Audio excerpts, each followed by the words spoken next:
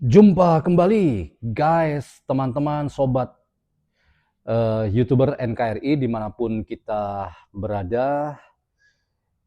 Semoga kita semua ada dalam keadaan baik-baik saja dan tetap punya ikhtiar yang sama di weekend hari ini, hari Sabtu, untuk memberikan kontribusi yang semakin baik dalam penguatan demokrasi kita. Sekalipun memang ada banyak hal yang bisa kita lihat sebagai poin-poin penting dalam rangka kita ikut serta dalam memperkuat demokrasi. Di tengah-tengah tantangan besar kita itu adalah adanya orang-orang atau sekelompok orang yang berusaha untuk menciderai demokrasi dengan berbagai narasi yang melukai sesama anak bangsa dengan fitnahan, dengan cacian, dan ekspresi dendam dan kebencian. Tetapi yakinlah bahwa kita adalah orang yang tetap menjaga kewarasan sosial agar kita tidak mudah menjadi orang yang kemudian tersulut emosi dan akhirnya kita menjadi orang yang tak ubahnya seperti mereka-mereka yang memang berusaha untuk mengkhianati demokrasi. Nah, teman-teman, diskusi kita kali ini terkait dengan masih di seputar ya, terkait dengan apa yang diungkap oleh Tifausia Tiasuma di depan atau di kompleks atau di sekitar Polda Metro Jaya yang ia mencatat bahwa ulang tahun, 1 tahun dari kasus laporan Pak Jokowi dan sejumlah pihak ke Polda Metro Jaya terkait dengan pasal fitnah, pencemaran nama baik, dan rekayasa IT secara tidak bertanggung jawab.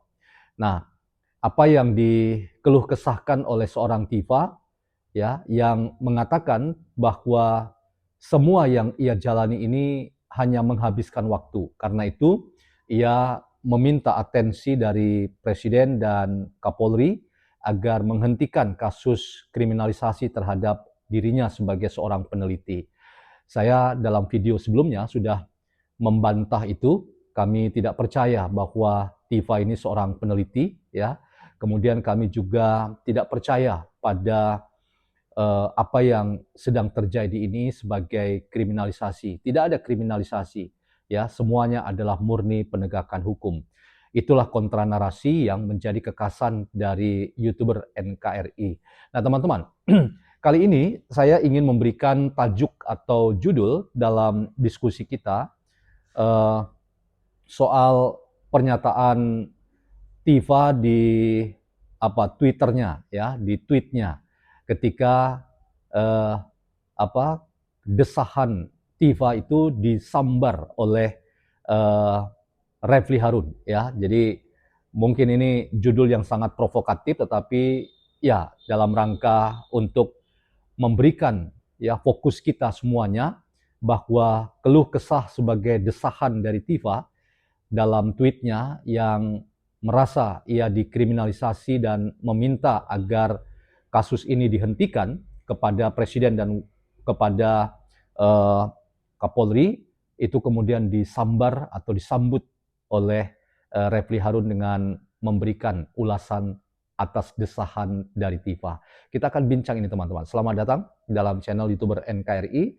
Perspektif filsafat kami pakai untuk memperkaya kita agar pandai menyeimbangkan antara kritik dengan apresiasi, sehingga keduanya itu menjadi laku yang seimbang dalam rangka kita membaca realitas dan sekaligus memberi makna terhadap apa yang distatementkan oleh siapapun, termasuk apa saja yang terjadi dalam lingkup hidup sosial, politik dan kultural di tanah air kita. Kita akan simak teman-teman apa yang dikatakan oleh Refli Harun berikut ini. Ini berkenaan dengan 1 tahun perkara Jokowi ijazah palsu ini. Jadi sudah berulang tahun. Coba bayangkan masalah yang ringan seperti ini. Ringan sebenarnya kan delik aduan, cuma yang harusnya hukumannya juga ringan. tapi kemudian luar biasa ya, menggelinding luar biasa, menjadi pembicaraan publik, menjadi bahan talkshow dan lain sebagainya.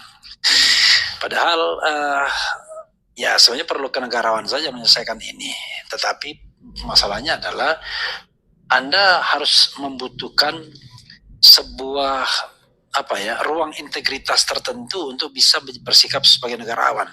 Tapi kalau misalnya ijazah itu memang tak ada, kata orang Malaysia, ya berat juga ya.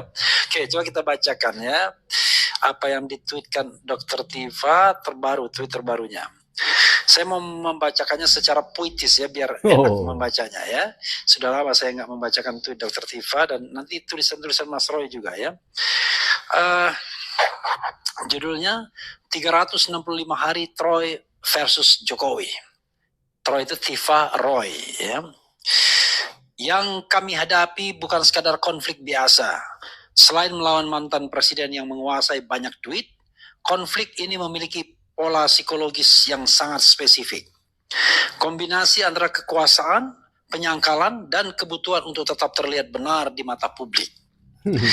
Bertarung dengan orang yang sadar salah itu masih ada titik masuk, logika, rasa malu, atau hukum. Tetapi bertarung dengan orang yang tidak merasa salah, justru menganggap dirinya benar, bahkan merasa berhak menghukum orang lain, seperti yang sudah dia lakukan terhadap Bambang Tri dan Gus Nur, hasilnya adalah level pertarungan yang paling melelahkan secara mental dan eksistensial. Dan ketika lawan kami ini Jokowi, maka perhitungannya bukan hanya tentang individu, tetapi tentang sistem kekuasaan, jaringan kepentingan, dan narasi publik yang dibentuk secara masif, memfitnah, membuli, membunuh karakter, dan mencaci maki. Itulah mengapa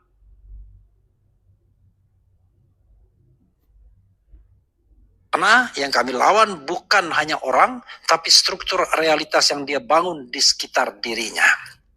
Hikmah 365 hari yang kami temukan adalah pertarungan paling berat bukan melawan orang kuat, tapi melawan orang yang menipu, berbuat jahat, tidak merasa salah, dan masih percaya diri, meyakini dia pernah kuliah di tempat yang bahkan dia tidak tahu seperti apa tempat itu sesungguhnya. Dan tetap ingin menang, bahkan bukan sekedar itu, dia tetap ingin menghukum orang lain. Selama 365 hari ini, itulah pertarunganku. Aku tidak sedang melawan kekuasaan. Aku sedang melawan kebebalan yang merasa dirinya adalah kebenaran. Seseorang yang menipu tidak merasa bersalah, seseorang yang berbuat jahat tapi merasa jadi korban, dan yang paling berbahaya, dia ingin menang sambil menghukum orang yang mengungkapnya. 365 hari, semoga Allah melindungi dan menjaga kami. Amin ya rabbal alamin. Jadi saudara sekalian ya, kenapa Dr. Tifa menulis 365 hari? Karena ini dihitung sejak pengaduan Joko Widodo ke Polda Metro Jaya pada tanggal 30 April 2025. Besok 30 April, besok ulang tahun pertama kasus ini. Dan untuk kasus yang sebenarnya ringan, bisa diselesaikan secara ringan pula, tinggal tunjukkan ijazah, menjadi berat dan berbelit-belit. Bahkan banyak yang percaya bahwa ini akan dipelihara 2029, entah untuk kepentingan siapa. Tidak mesti untuk kepentingan Jokowi. Yang kata orang, wah Jokowi ingin tetap on the top level, ya, in making news. Enggak juga. Bisa jadi untuk kepentingan kelompok lain juga, yang melihat bahwa isu ini adalah isu yang bisa memenjarakan Jokowi dalam pengertian bukan yang harfiah tentunya. Dia tidak bisa bergerak kemana-mana. Ibarat macan, binatang buas, dia bisa menerkam, tetapi remote-nya atau tali kekangnya ada di seorang gladiator, sehingga nggak bisa juga dia kemana-mana ya, hanya mengaum-ngaum. Nah, ini yang kemudian kita lihat sebagai sebuah keprihatinan bahwa kasus ini mau dipanjang-panjangkan hingga 2029. Bahkan ada satir yang mengatakan hingga hari kiamat, nggak mungkin juga ya. Atau hingga 2 hari sebelum kiamat, nggak mungkin juga, rasanya itu terlalu berlebihan. Tapi sekali lagi, kasus ini jadi tidak sederhana karena apa yang diucapkan oleh Jokowi dan para pengikutnya itu sesuatu yang justru bertolak belakang yang membuat mereka akan susah. Apa yang dikatakan Jokowi, ijazahnya asli, tapi dia tidak berani tunjukkan. Ini kan sebuah paradoks. Apa yang dikatakan para termul, ijazah Jokowi asli, tapi tidak berani juga menyuruh Jokowi menunjukkan ijazah itu. Ya, Yang nggak ada level adalah lah. sebuah sikap yang pura-pura berani, yaitu silakan kita siap ke pengadilan dan lain sebagainya. Bro, pengadilannya itu bukan pengadilan perdata yang mempertemukan kedua belah pihak. Pengadilannya ini adalah pengadilan pidana terhadap Roy Suryo dan Dr. Tifa kalau seandainya digelar. Jokowi mungkin datang dan hadir sebagai pihak pengadu atau pelapor, tapi sekali saja diperiksa. Bagaimana kalau hakimnya tak terlalu berminat untuk memberikan kesempatan kepada terdakwa dan para PH-nya atau penasihat hukumnya untuk bisa bertanya kepada Pak Jokowi? Bagaimana kalau Pak Jokowi kemudian mengatakan dia sakit dan tidak bisa datang? Bagaimana dan lain sebagainya. Sekali lagi kalaupun dia datang, bukan perkara untuk membuktikan ijazah itu asli atau palsu. Kecuali ada session khusus. Dikoneksikan dengan pasal fitnah misalnya. Buktikan dulu. Tapi jangan lupa bro, pasalnya kan tidak hanya pasal fitnah. Ada pasal pencemaran nama baik. Ada pasal tentang penyebaran kebencian. Ada pasal tentang manipulasi dokumen dan lain sebagainya. Sehingga tidak hanya pasal itu saja yang sesungguhnya dikenakan. Kalau fitnah, oke, dibuktikan dulu ijazahnya asli atau palsu. Tapi bagaimana kalau pencemaran baik, pencemaran nama baik? Bagaimana kalau manipulasi dokumen dan lain sebagainya? Jadi ini yang kemudian menjadi keprihatinan kita. Dan Dr. Tifa sebenarnya sedang berkeluh kesah sepertinya. Tetapi tentu ini juga sekaligus untuk memberitahukan kepada siapapun stakeholders atau shareholders di negara ini dalam kasus ini, bahwa kasus ini sudah bertele-tele berlarut-larut. Padahal very easy ya, to show the certificate, just doing press conference, undang seluruh pakar expert telematika digital, forensik digital dan lain sebagainya. Tapi kan itu tidak dilakukan. Prinsip good governance dan clean government itu tidak dipraktekkan sama dia. Maka yang muncul. Oke teman-teman, kita selesai nonton dan silakan teman-teman untuk menggali informasi yang jauh lebih banyak di media sosial Anda. Saya temukan itu di akun TikTok Sparda XYZ ya, yang tadi video pertama itu sebetulnya Dr. Tifa di sekitar Polda Metro, dan kemudian ada monolog ya dari ya Refli Harun di channelnya. Nah, saya ingin mulai dari apa yang dikatakan tadi ya, bahwa masalah ini adalah masalah easy atau simple easy atau sangat mudah, sangat simple ya. Nah, mengapa saya tolak itu ya? Karena masalah ini bukan lagi persoalan mudahnya menunjukkan ijazah selesai. Tetapi apakah ada jaminan setelah selesai ditunjukkan, semua pun selesai? Refli Harun pun tidak bisa memastikan. Jadi jangan juga Bang Refli Anda pura-pura ya tidak tahu, pura-pura dalam perahu seperti kata Prof Saldi Isra pada waktu sidang di MK yang lalu ya. Jadi jangan pura-pura tidak tahu atau kura-kura dalam perahu. Jadi persoalan ini ya tidak lagi murni persoalan terkait dengan ijazah ya Pak Jokowi, yang saya sekalipun ya tidak punya akses langsung melihat, tetapi rasanya logika yang kita bisa bangun bahwa 5 kali Pak Jokowi itu menjadi pejabat publik dan sekarang baru orang mempersoalkan ijazah itu, rasanya tidak masuk akal. Dan rasanya ya kalau ijazah itu adalah palsu, rasanya juga adalah sebuah pernyataan yang tidak benar sama sekali. Jadi untuk mengikuti logika Refli Harun bahwa ini masalahnya simple ya, ini sesuatu yang menurut saya bukan simple ya, tetapi ini adalah sesuatu yang strategis. Untuk apa? Untuk kita belajar agar tidak mudah memfitnah orang lain, apalagi kemudian menggunakan narasi-narasi yang penuh dendam, fitnah, kebencian, memaki orang lain, dan itu dianggap lumrah.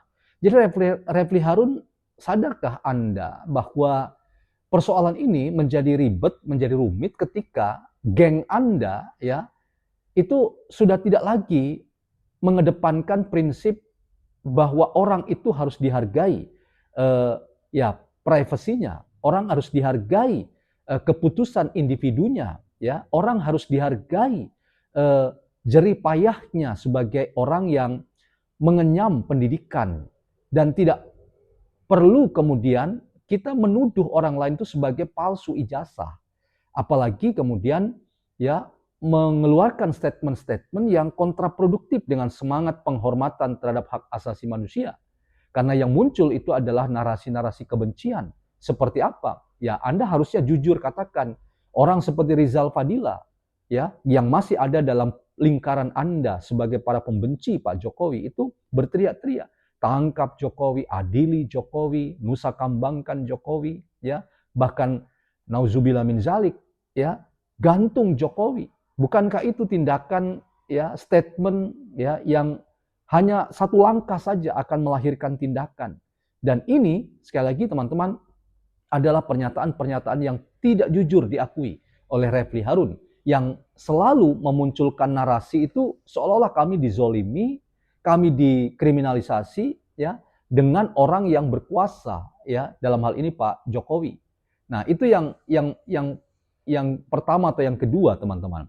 Lalu yang berikutnya yang juga menarik ya ketika Refli membacakan ya tweetnya Tifa, lalu ia mengucapkannya secara puitis ya, lalu ia kemudian mengatakan bahwa ini adalah keluh kesah Tifa atau dokter Tifa, maka saya ingin mempertajam ini bukan keluh kesah tapi ini desahan dari seorang Tifa untuk memberi kode bahwa ia butuh perhatian, dan yang memberi perhatian ya siapa lagi kalau tidak Refli Harun ya yang dalam channelnya RH Channel ia mencoba untuk memberikan ya respon atas keluh kesah atau desahan dari Tifa terkait dengan 365 hari atau 366 hari waktu yang terbuang percuma untuk ya melihat bahwa ya tidak ada progres yang berarti ya, lagi-lagi yang dimunculkan itu adalah narasi bahwa ini adalah murni merupakan tindakan kriminalisasi yang dilakukan oleh seorang mantan presiden, dan lagi-lagi yang dibangun sebagai bagian dari narasi Tifa itu adalah merasa diri benar lalu menyebut orang lain itu sebagai salah atau keliru ya, dan tidak pernah introspeksi diri dan selalu ya mencari kambing hitam pada orang lain. Nah, saya selalu ingin katakan teman-teman, orang yang ya cenderung mencari kambing hitam, menyalahkan realitas, menyalahkan konteks, menyalahkan orang lain, itu adalah orang yang mengalami gangguan mental sangat serius. Dan karena itu kita juga punya hak yang sama.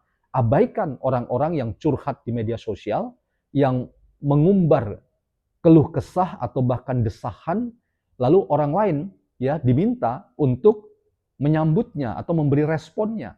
Menurut saya kita tidak perlu menanggapi orang-orang yang hanya ya ingin menunjukkan diri sebagai pemilik kebenaran, lalu orang lain dianggap sebagai yang melakukan kejahatan atau merusak tatanan hukum yang ada.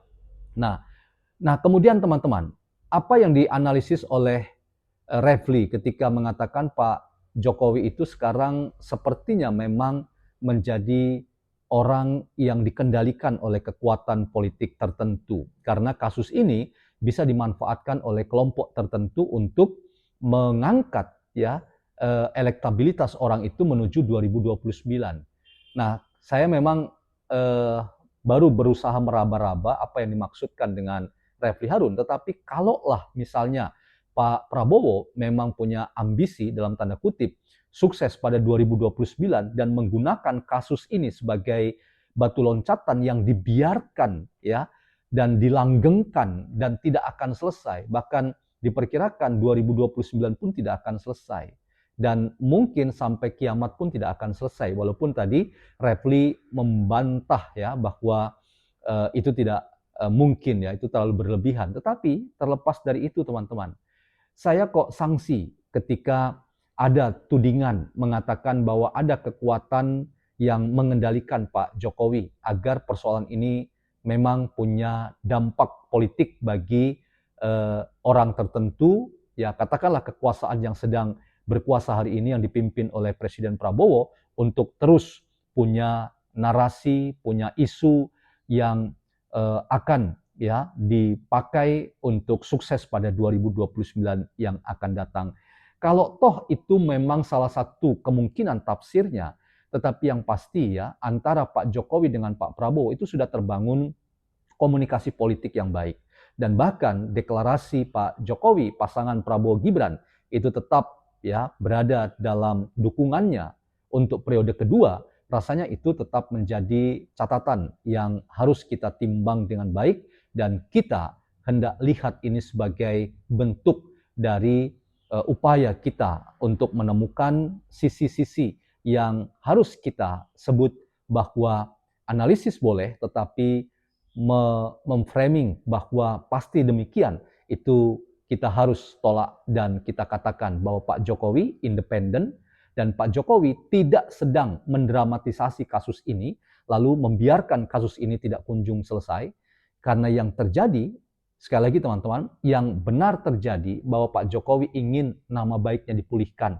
Dan mengapa tidak sesimpel yang dibayangkan oleh Refli Harun, tunjukkan selesai, ya? Karena ini sudah persoalan yang sangat mengganggu ya kredibilitas seorang Jokowi. Karena namanya sudah begitu dirusak dan dihancurkan. Dan karena itu ya ia ingin memberi pesan bahwa pilihan Pak Jokowi itu adalah sampaikan ini ya ke pengadilan, agar di pengadilan siapa yang memang bersalah itu ya harus bertanggung jawab, dan Pak Jokowi akan memanfaatkan ya momen persidangan itu untuk selain memulihkan kembali harkat dan martabatnya, tetapi juga Pak Jokowi akan menunjukkan ijazahnya dari SD sampai S1 dari UGM. Dan kalau dikatakan Pak Jokowi takut, sama sekali tidak. Justru ya Anda yang berteriak-teriak, berjemaah untuk hentikan kasus ini, ya Anda sebetulnya yang sedang mempertontonkan ketakutan, ya karena apa? Satu langkah lagi proses persidangan itu akan terjadi. Dan dalam konteks itu saya ingin pastikan para penegak hukum kita itu tidak tidur, para penegak hukum kita itu tidak tuli, ya mereka bukan kelompok orang yang tidak punya kebijaksanaan, justru ya mereka sedang melakukan tindakan yang tegas terukur agar proses ini pada waktunya memang sampai ke ujung, yaitu kepastian hukum. Karena apa? Karena kalau tidak sampai ke pengadilan, mungkin orang tahun depan, ya 2 tahun lagi, 3 tahun lagi akan mempersoalkan hal yang sama terkait ijazah Pak Jokowi. Ya, jadi jangan Bang Refli Anda giring-giring opini bahwa seolah-olah Pak Jokowi takut ya menghindari persidangan karena memang ijazahnya bermasalah. Menurut saya cara Anda membaca ya kasus ini justru yang bermasalah ketika Anda justru menciptakan ya isu-isu yang sama sekali itu sudah bergeser dari urusan kita terkait dengan apakah memang ijazah Pak Jokowi itu adalah asli atau palsu. Nah, kita tunggu saja prosesnya.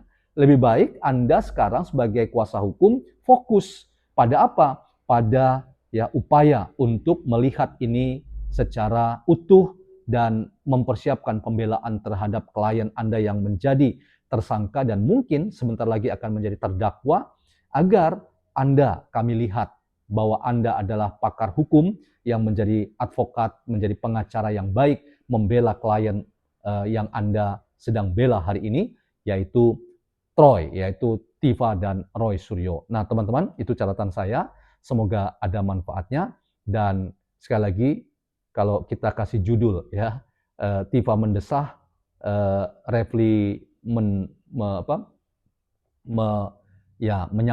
menyambut, ya mungkin memang cocok mereka berdua.